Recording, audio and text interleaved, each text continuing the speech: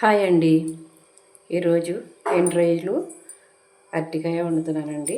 ఎలా వండాలో చూపిస్తాను. First oil వేడెక్కిన తర్వాత ఎండ్రాయిలు వేసుకోవాలి.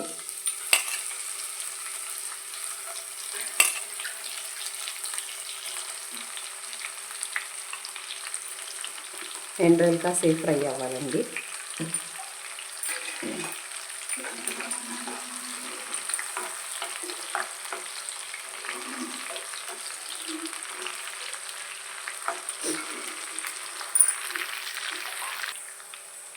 రొయ్యలు బాగా ఫ్రై అయిపోయాయండి.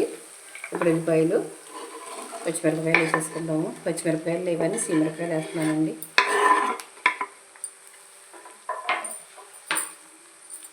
ఉల్లిపాయలు కూడా బాగా ఫ్రై అవ్వాలి.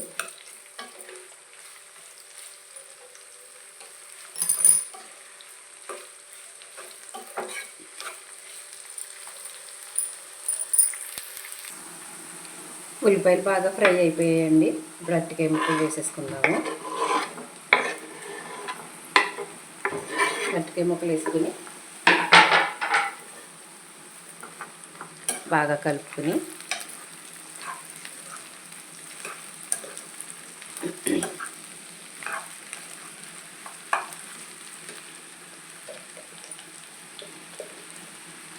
పసుపు, సాల్ట్,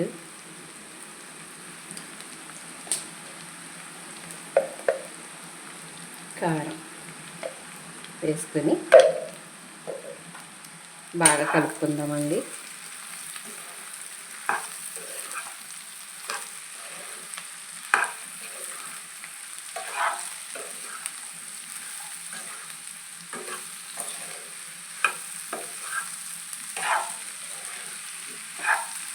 బాగా ఫ్రై అయిపోయింది. ఇప్పుడు వాటర్ వేసేసుకుందాము.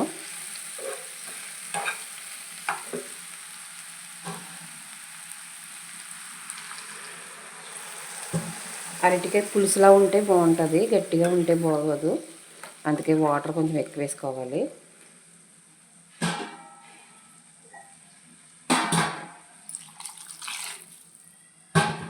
కొంచెం సేపు ఉడికించుకోవాలండి. ఇప్పుడు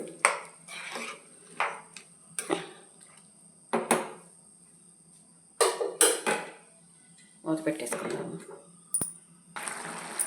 కూర బాగా ఉడికిపోయిందండి. ఇప్పుడు చింతపండు పులుసు వేసుకుందాము.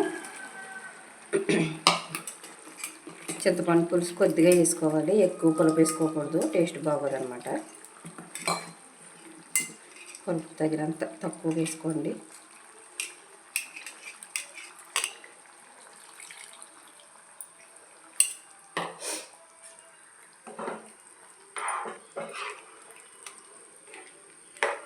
కొంచెం సేపు ఉడికించుకోవాలండి. అయిపోయిందండి కూర.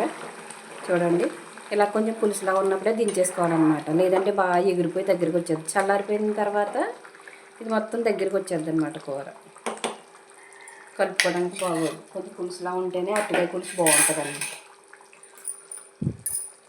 నా వీడియో నచ్చితే కనుక లైక్ చేయండి, షేర్ చేయండి, సబ్స్క్రైబ్ చేసుకోండి. అయిపోయిందండి కూర. టేస్ట్ అయితే చాలా బాగుంటుందండి. ఒకసారి మీరు కూడా ట్రై చేసి చూడండి.